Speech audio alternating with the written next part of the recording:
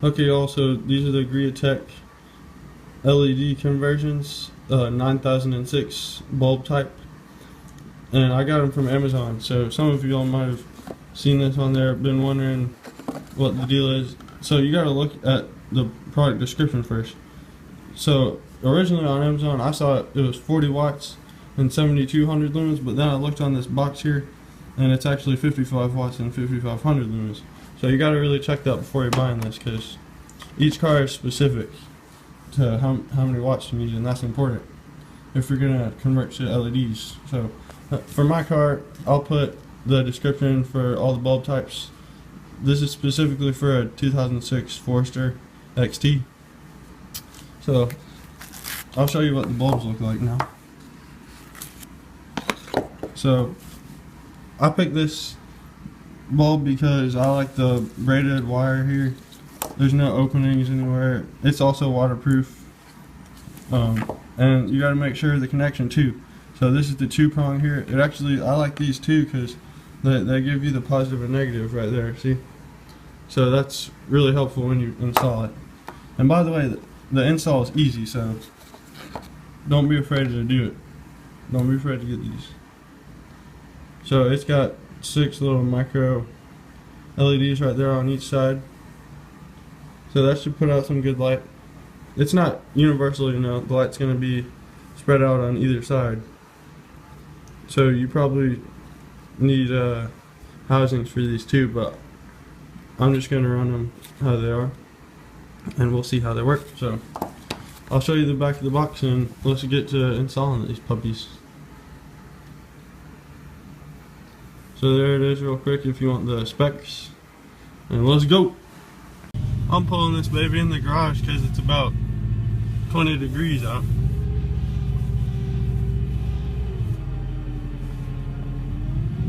So here's what the fog lights look like in the daytime here.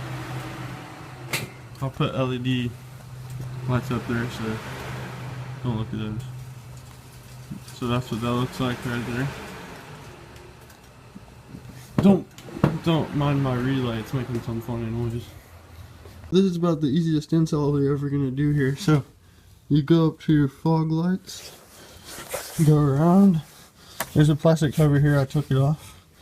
And then you hit this, turn it left, take it out like that, and then don't break it. Boom. And then you take that little connector off, put the new one in. It's really hard to mess this up, but I'm just going to show you. You put these two ends together, if you don't know which is positive and negative on this old red pin connector. You just put it in where the clip should go, and it should only be one direction like that. So there, it's installed, and I put that in. I twisted the LED light first to get it in. So that's that. Let's see how it looks. So here's actually what it looks like in the daytime. That versus that. It's pretty bright. It's pretty good difference. Okay guys, so this was my first video I've ever worked hard on, and just leave me some comments, especially if you own this car or that car, IS250.